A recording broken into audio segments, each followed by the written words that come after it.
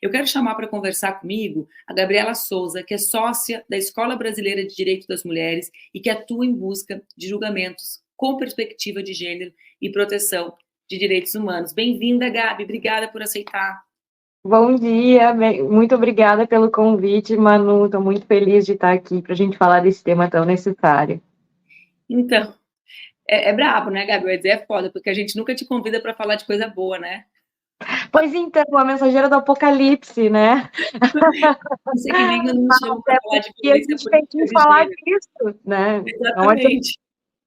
Eu pensei assim, nossa, eu podia ter chamado ela para falar de outra coisa. Não, não podia, teve que ser sobre isso. Chama de novo depois. Chamo. Olha só, Gabi, esse caso da Ana Hickman, né? Eu lembro aqui no programa, em geral, a gente não fala muito da indústria do entretenimento, muito embora ela seja muito importante para o nosso país e para o mundo hoje. Mas tem alguns casos que são emblemáticos. Eu me lembro de um outro caso, que foi o transplante do Faustão. Quando uma pessoa com essa dimensão faz um transplante, surge o debate do SUS. O caso da Ana Hickman, lamentavelmente, traz duas dimensões num só, de debates que a gente faz há muito tempo no movimento de mulheres. E eu quero começar pelo começo, assim, que é essa decisão de terça-feira do divórcio dela não ser acatado pelo, né, para correr pela Lei Maria da Penha.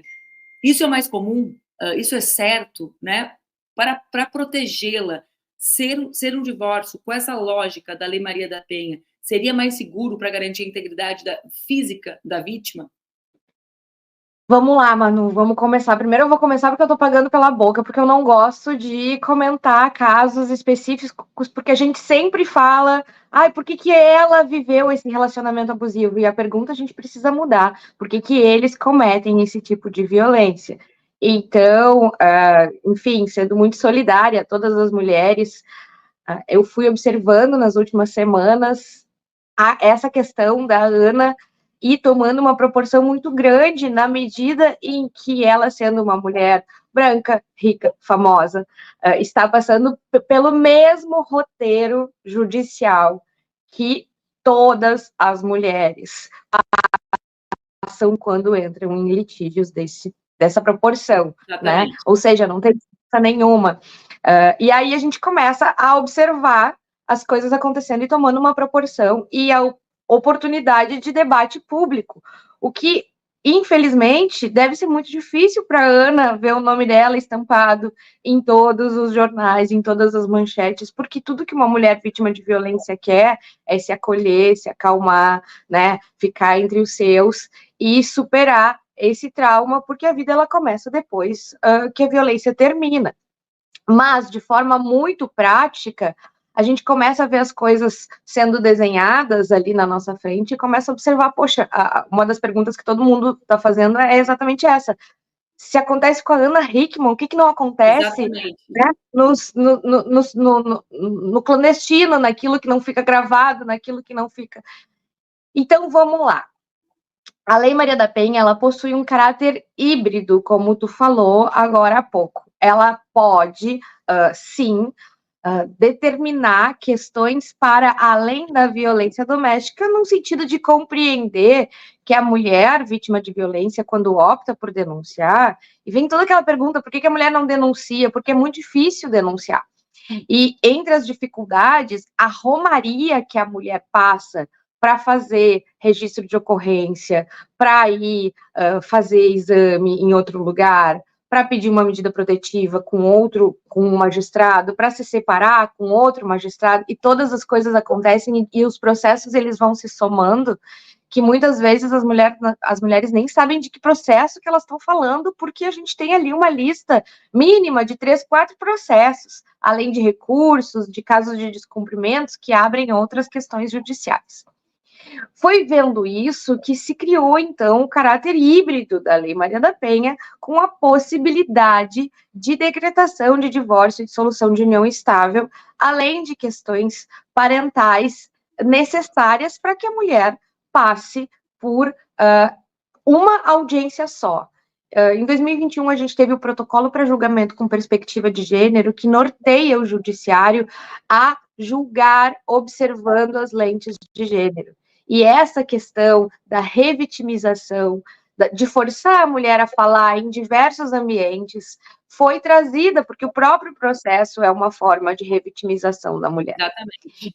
As pessoas Então, não têm essa dimensão, né, caráter Gabi? Manu, como? As pessoas não têm essa dimensão de como, muitas vezes, em diversos tipos de caso de violência contra a mulher, a denúncia não é feita para não ter que viver de novo a violência. Eu, por Exato. exemplo, nos episódios de violência que eu sofro, Disso.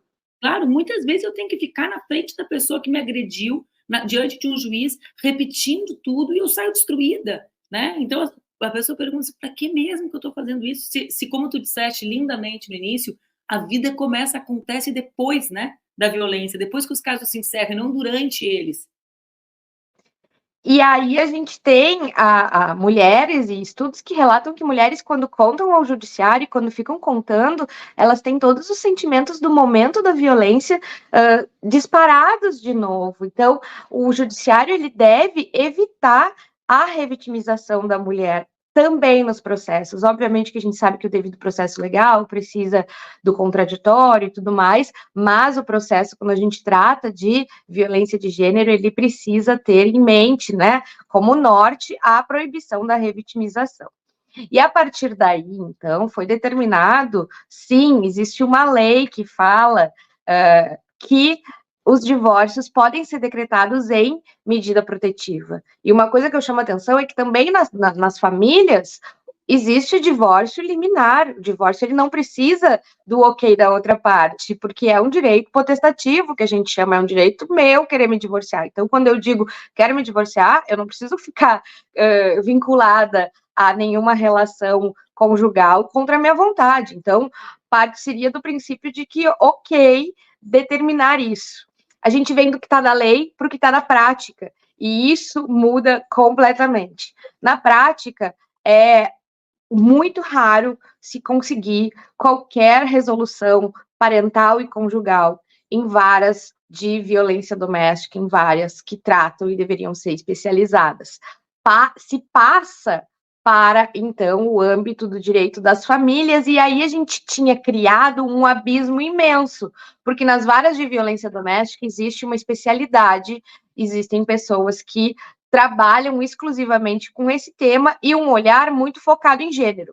E era muito comum, Manu, a gente ver uma mulher que se sentia absolutamente protegida nas varas de violência doméstica, porque a medida protetiva sai em 48 horas, porque existe todo um movimento muito rápido, de fato, né? E aí passa, então, para as varas de família, onde existia um mundo, que é esse mundo da alienação parental e um mundo de estereótipos de gênero muito forte, em que nada acontecia e as mulheres ficavam sem entender essa desconexão entre a violência e as famílias. Na prática, a gente sabe, para quem acompanha judicialmente audiências de medidas protetivas, que apesar de existir essa lei, ela não é aplicada. Essa lei, ela fala de decretação de divórcio, ou seja, a discussão patrimonial, ela não é feita nas varas de violência doméstica. E eu acredito, a Ana, nesse caso, eu não tenho conhecimento dos autos, eu também não posso falar do processo em específico, mas ela falou, e muitos, não sei se ela falou, mas muito se falou sobre questões patrimoniais que podem ter. Está certa. Na imprensa, e eu vou te interromper para te falar o que é a interpretação popular para tu poder desmentir. O que as pessoas dizem? As pessoas, assim, de bom senso, não? Depois a gente vai comentar os comentários de mau senso que tem aqui. Dizem assim, como tem muito dinheiro, não é certo o divórcio ser celebrado por uma vara incompetente, ou seja, só a partir da ideia da violência contra ela. Na verdade, Gabi, o que eu fui percebendo é que as pessoas ainda guardam uma ideia de divórcio similar aos anos 80, em que o processo era longo porque a outra parte tinha que dar acordo, né? Eu sei, minha mãe é divorciada, foi, né, a vida inteira, muitos casais não se divorciaram legalmente nunca, mulheres vivem 40 anos sem ter o divórcio assinado, né? Às vezes com os bens indo a penhor pelos maridos que gastam o dinheiro, porque não celebravam. Então, o imaginário popular, Gabi, carrega essa ideia seguinte, divórcio leva tempo e envolve dinheiro. E agora tu pegou a questão central. Parece, ao que tudo indica, que o magistrado decidiu baseado nessa ideia. Olha, aqui é violência, aqui eu não vou debater patrimônio. Quando, na realidade, o que ela requeriu foi o divórcio, ela pediu o divórcio, que é algo que cabe só a ela, como tu disseste, né, requerer, porque é a vida dela, ela é casada com quem ela quiser. Na compreensão da lei, esse magistrado, ele deveria aplicar, né, deveria decretar o divórcio, apenas o divórcio. E a questão da discussão patrimonial ser, de fato, encaminhada para a vara de família, onde talvez se precise de perícias e de algumas outras questões. A prática é que parte de uma interpretação de que se a mulher vai ter que encarar uma divisão patrimonial numa vara de família, então que o divórcio também seja decretado numa vara de família, né? E isso, ontem se falou muito sobre isso, e eu ouvi o relato de uma mulher que disse, eu sofri violência doméstica e no dia em que eu tive decretado o meu divórcio, eu senti uma liberdade imensa. Então não se percebe que o próprio vínculo conjugal, o vínculo religioso de muitas pessoas também, ele é simbólico. Não se percebe que isso é uma forma de causar um sofrimento, essa vinculação forçada. Então, sim, este magistrado tinha a capacidade de decretar puramente o divórcio e falar que questões relacionadas à divisão patrimonial não serão analisadas naquele lugar, mas ele optou por transferir todo o processo, né, divórcio e todas essas questões, o que é um padrão no Brasil. Isso é uma... A Fernanda perguntou isso, se esse é um padrão nacional. Né? Então, isso chama bastante atenção e sobre esse caso, e a gente já começa a trazer o outro desdobramento também, porque ele entendeu que ele, provavelmente já ciente dessa nova ação de alienação parental, onde também vão ser necessárias perícias, provavelmente, eu não posso dizer porque eu não sou advogado do caso e eu não tenho conhecimento, não li, porque também tem segredo de justiça, a Ana está certa em não falar, principalmente com essa superexposição. Mas a gente começa a ver esse contra-ataque típico de todos os homens agressores, porque funciona quase como uma receita de bolo, mano. Funciona de forma muito... A gente sabe quais são os próximos passos, e muitas vezes a gente atende mulheres que pensam, não, ele não vai fazer isso comigo. E aí, logo ali na sequência, sim, porque a gente está falando de um mecanismo de poder, né? Poder e dinheiro. O patriarcado ele se sustenta assim. Então, se a gente vai mexer num poder, a resposta automática é tentar colocar aquela mulher no lugar subjugado em que ela deve estar. Então, se não deu certo batendo, agora eu vou bater onde dói, agora eu vou tirar a guarda dos filhos dessa mulher. Ela vai ver, e muitas vezes não, em quase todos os casos, são genitores que sequer têm uma participação parental na educação de seus filhos, o que também chama atenção. Que é exatamente notório o exercício da alienação parental como uma vingança, né, Gabi? Porque quando a Gabriela fala, né, sequer tem responsabilidade, o que a gente está falando, gente? Que, objetivamente, esse cara não tem responsabilidade em levar para a escola, em buscar para a escola, em conhecer os hábitos da vida, que horário tomou banho. Não sabe o nome da professora. Coisas básicas do cuidado, né, Gabi? É até difícil explicar o que é o básico do cuidado, porque é a vida inteira da criança. E a gente está falando, saindo do caso da Ana e vindo para os casos que acontecem no Brasil e no mundo, em alguns outros países, né, Gabi? Porque eu vi recentemente na Inglaterra algo similar acontecendo, não sei se baseado na lei de alienação parental, mas no direito de convívio do genitor com o filho, casos de que as mães afastam os filhos justamente por essas crianças terem sido vítimas de violência sexual. Então, saindo do caso concreto e vindo para a realidade brasileira, o que é a realidade? Eu, quando era deputada, encontrava mulheres desesperadas. Não eram mulheres, assim, em qualquer situação, desesperadas, porque as pessoas não são a Ana Hickman nesse sentido. Elas não têm para onde levar os filhos, porque a gente tem que imaginar que cai outro mito, né, Ana? Que as pessoas dizem assim, só é vítima de violência doméstica mulher que é dependente economicamente. Cara, não é? A gente não escuta isso o tempo inteiro? Então, caiu esse mito. Mas, imaginem vocês Bom, eu se tenho uma filha vítima de violência sexual, fujo, me escondo, né? Sei lá. Mas o que acontece com essas mulheres? Elas entregam as crianças muitas vezes, né, Gabi? São obrigadas a devolver os filhos para as pessoas que violentaram. E a alienação parental, ela. Primeiro que quem escreveu e teorizou isso, Gardner, ele foi acusado de violência sexual contra a própria filha. Então, percebam que já começa uma teoria vindo muito bem elaborada para esse fim, certo? E a alienação parental e as também já foi dita no próprio protocolo para julgamento com perspectiva de gênero do CNJ, que tem aplicação obrigatória, e por isso eu falo tanto, porque o judiciário precisa julgar com essas lentes. Foi dito que é uma estratégia, né, para quando a mulher denuncia esse tipo de questão. E muitas mulheres se veem obrigadas a entregar, mas me chamou a atenção um dado, porque tu falou em 10 mil ações, mas na verdade é muito mais do que isso, porque a própria ameaça de alienação parental vem com uma forma de ameaça de violência psicológica, porque eu vou tirar teus filhos, porque isso é alienação parental. Então existe, claro, além dos processos judiciais, existe tudo que acontece dentro das casas, com ameaças, né?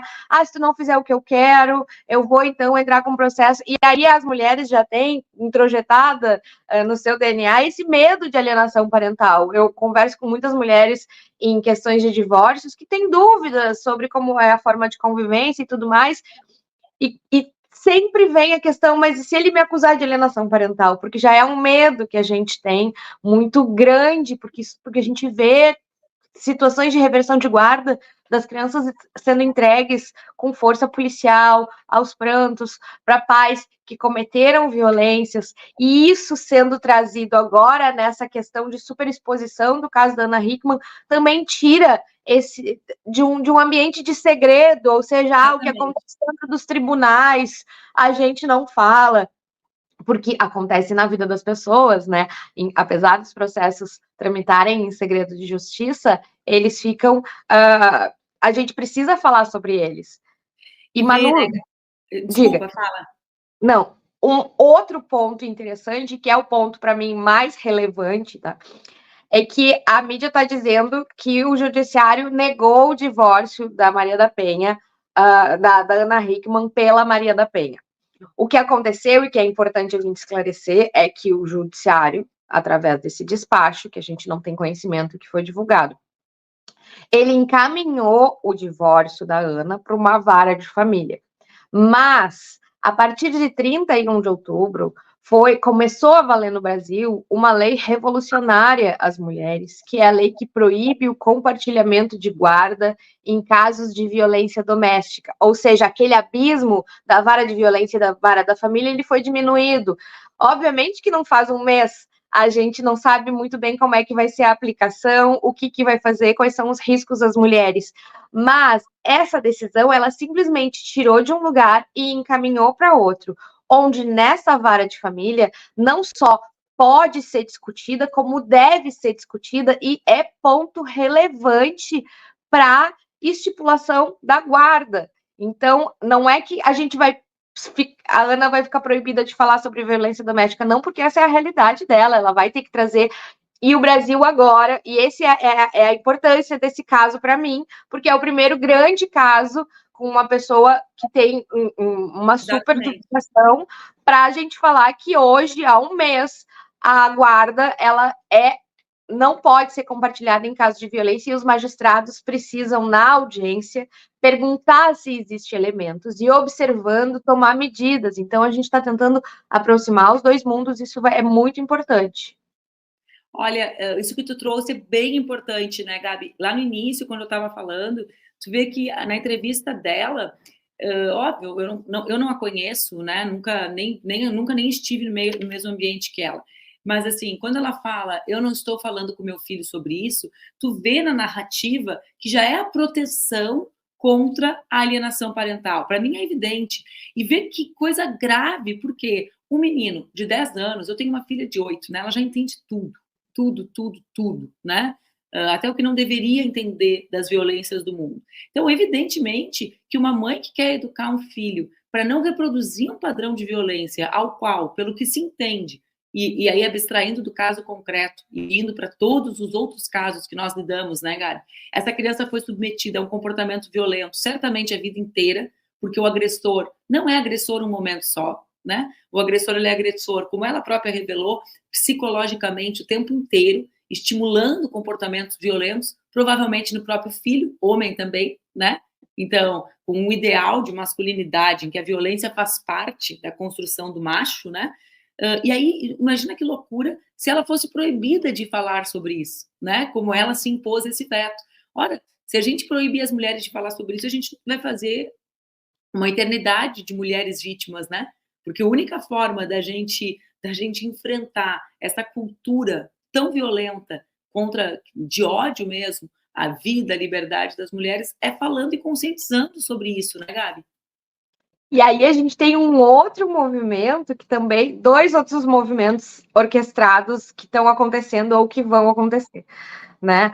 O primeiro é o uso do direito como arma de fogo às mulheres, o que a gente tem falado, lawfare de gênero, né? Ou seja, usa-se novas ações e novos recursos e muito provavelmente, né? E a Ana vai encarar uma situação muito delicada.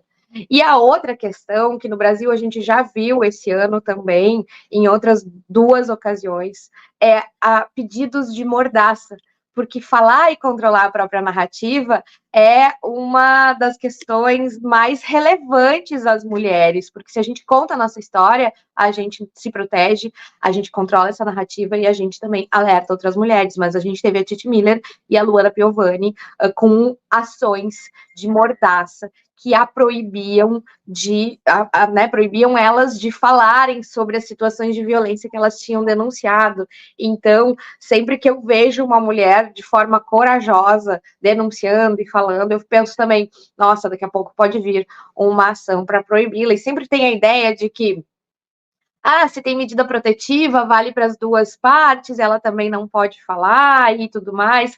E eu vejo muito essa questão do direito sendo usado como uma estratégia para tentar colocar a mulher num lugar que a gente não vai mais voltar, que é um lugar de submissão, porque as mulheres elas foram afastadas do direito ao longo de toda a história. Então, quando eu advogada, quando trabalho com mulheres, a gente pergunta por que tu tá demorando tanto? As mulheres demoram muito mais a agir, né? Elas pensam, refletem, sempre tem alguém os teus filhos, mas tu vai destruir a vida dele, ele vai ficar fechado. Enquanto os homens rapidamente já têm uma equipe jurídica e 4, 5 liminares, e a coisa toda anda muito rápido. E isso é devido à ausência de educação jurídica e educação de forma geral às mulheres, que puderam estudar há muito pouco tempo na história do mundo. É verdade, Gabi. E assim, também é a primeira vez, né, no tempo histórico em que a gente vive esses casos, como tu disseste, de grandes personalidades que, lamentavelmente, vivem a violência, mas que, num certo sentido, tem da Ana, tu citaste da Luana Piovani e da Titi, que são mulheres que acabam, a partir da sua própria vivência, doloridíssima vivência, fazendo com que outras mulheres mais nas suas vidas comuns, marcadas pela violência, reúnam condição para enfrentar. Eu sempre penso isso, né, que algum sentido há de ter a gente conseguir fazer com que as mulheres, outras, possam refletir as suas existências a partir de existências tão idealizadas pela mídia, né? Porque a gente pensa assim, nossa, se a Luana Piovani, que é aquele mulherão, que a vida inteira falou o que quis, desde que eu era menina, ela tem acho que a mesma idade que eu, né? Que ia, brilhava e diva e fez o que quis, né? Se ela é calada, o que resta para as outras mulheres, né? Calada judicialmente, eu digo, né? Então, eu acho que com toda a delicadeza que é falar sobre a vida dos outros, né? Mas aproveitar, entre aspas, esses episódios para esclarecer as pessoas é um pouco a nossa obrigação também, né, Gabi? E revelar talvez inverter, a gente sempre traz o caso dela, né? E revelar o nome desses agressores. A gente está falando que esses episódios eles aconteceram por causa desses homens agressores, né? Então, proteger as mulheres e trazer sempre uma discussão pública, questões importantes. A gente está passando por um momento de mudança estrutural importante que, desde 2021, chegou no judiciário. Parece uma loucura a gente pensar que até 2021 a gente não tinha regramento para julgamento com perspectiva de gênero. Mas a verdade é que um mundo novo do gênero está se abrindo para o judiciário, então a gente está tendo muitas mudanças necessárias. Uma outra questão, Manu, que aconteceu da Ana, e que comecei a observar esse caso como talvez um caso muito emblemático de mudança e de aplicação do protocolo, é que a medida foi deferida independente da vontade dela. Porque quem analisou observou que havia risco, independente dela ter pedido. E isso é uma coisa que a gente sempre disse, não, tem que ir lá, tem que pedir. E, na verdade, existe essa possibilidade e ela foi deferida. Então, é um momento de mudança e esse caso está vindo como um combo de muitas mudanças. Eu quero, antes de terminar, Gabi, que o tempo que eu te pedi já acabou, eu não sou abusada. Eu sou abusada de pedir para a pessoa estar às 8 da manhã aqui, né? Mas, assim, tem alguns comentários aqui que são comentários que eu queria que tu desse uma palavra final, né? De um lado, o Silvio, que insiste na tese da mediação da violência, né? Com a ideia de que é preciso mediar essas situações familiares. Um pouco, assim, numa perspectiva de constelação, né? É preciso entender a origem. Ele não falou isso, eu que estou falando. É preciso entender a origem, isso é dele, né? Tudo tem um começo, é preciso mediar para impedir o conflito. E o outro, das mulheres, a Cris traz agora no final, das mulheres que são desestimuladas, muitas vezes pela própria mãe, a não levarem adiante, né? Que eu acho que também é importante falar, Gabi, e quero te pedir para terminar falando sobre isso, que é preciso reunir forças, né? Não é feio não ter força, porque a força que requerem que nós mulheres tenhamos é uma força que não existe. Ninguém tem que ter a força que a gente tem para enfrentar a violência, né? Então, ninguém nasce forte, ninguém acorda forte todos os dias. As mulheres que muitas vezes indicam que a gente não siga adiante não são mulheres ruins, são mulheres com outras experiências de vida, muitas vezes experiências marcadas por essa, né, por essa violência que a exigência da força traz. Né? Eu vejo muitas mulheres, às vezes, divorciadas, que falam assim, não faz isso, porque o trauma daquela violência, daquele tamanho, é preciso contextualizar as mulheres mais velhas em outro tempo histórico, de menos conquista, de menos proteção. Mas a decisão de salvar, de sair da situação de violência, é uma decisão que salva a vida, né, Gabi? Porque a violência escala. É Sim. Isso que a gente vê todo dia, né? A decisão de sair de um ciclo de violência, ela não é fácil. A gente não pode passar a mulher a culpa de, por que tu não saiu? Que a gente sempre fala, se não se separou é porque gosta de apanhar, porque estava bom, porque estava ganhando. E sempre um mito de uma perversidade da mulher, seja lá qual atitude ela tome, ela vai ser tida como perversa. Porque quer dinheiro, porque quer isso, porque quer aquilo. E aí, respondendo as duas coisas juntas quase, né, Manu? Porque a gente tem, a Lei Maria da Penha, ela é de 2006. Então, as nossas mães, elas tinham que apanhar quietas. E tinham que, se pediam alguma coisa, tinham que quase que entregar a proteção ao agressor, e muitas mulheres morriam quando faziam isso. Então, vejam que o medo delas é um medo protetivo, e existe uma cultura diferente, a gente tem que fazer um corte geracional. E por isso é importante a gente saber onde pedir ajuda, né? Não só no 190 para questões emergenciais e o 180 para questões consultivas e também emergenciais, mas em Ministério Público, Defensoria, redes sociais, coletivos das mulheres, a gente encontra força naquelas que também podem, porque não é fácil denunciar. E aí, quando a gente explica essa questão da dificuldade e que talvez as nossas mães elas não compreendam, a gente consegue entender que talvez a não compreensão, e aí eu sei que tem casos específicos, mas a não compreensão, ela vem muito desse medo geracional. E aí falando de gerações e de constelações e de tudo mais, existem regras de mediação que dizem que não se media violência. A mediação compulsória em processos, ela está no nosso Código de Processo Civil, em que antes de judicializar é necessário mediar, mas a gente precisa superar no Brasil uma questão fundamental: conflitos familiares e aquele sentimento horrível que as pessoas passam quando se separam em situações normais, vamos colocar assim, sem violência, é uma coisa. Violência é outra. Então, é possível que existam conflitos, ou seja, eu quero ficar com as crianças na quarta e ele também quer ficar com as crianças na quarta e a gente tem um conflito aqui. Ok, se é isso, dá para mediar. Agora, se é alguma coisa relacionada a isso com um homem ofendendo, um homem usando poder financeiro, poder social, se é uma pressão assim, não tem como mediar, porque daí a gente não está falando de meramente uma discordância, a gente está falando de violência, e o Brasil é o quinto país mais violento do mundo para uma mulher existir, e já passou da hora da gente usar qualquer maquiagem social para ocultar a violência. A gente precisa encarar de frente, não tem como mediar a violência, porque violência é violência, violência é crime, né? E a gente precisa deixar de pensar que, vamos fazer as pazes e tudo mais, enfim. E acabar com estereótipos, Manu. Gabi, adorei conversar contigo, uma pena que seja sempre sobre temas tão difíceis, né? Mas, e eu quero terminar dizendo isso para as mulheres que estão nos assistindo, que vão nos assistir ao longo do dia. Além das organizações, 190, 180, como tu mencionaste, existe também um conjunto de advogadas que, muito mais do que a prática, né, ajudam a organizar um pensamento jurídico de proteção das mulheres. Tu é uma dessas advogadas, então, obrigada pelo teu trabalho mesmo, que é pioneiro, né, que é de ocupar todos os espaços possíveis para que as mulheres conheçam os seus direitos e para que esses direitos as protejam, que são duas lutas que caminham juntas. Obrigada. Eu que agradeço, Manu, muito obrigada, e só convidar que eu tô aqui de manhã, que eu acordo cedo também. A Gabi é da minha turma, gente. 5 da manhã já é dia pegado. Um beijo, obrigada. É hora de tudo. Um beijo, Manu. Fica bem. Tchau.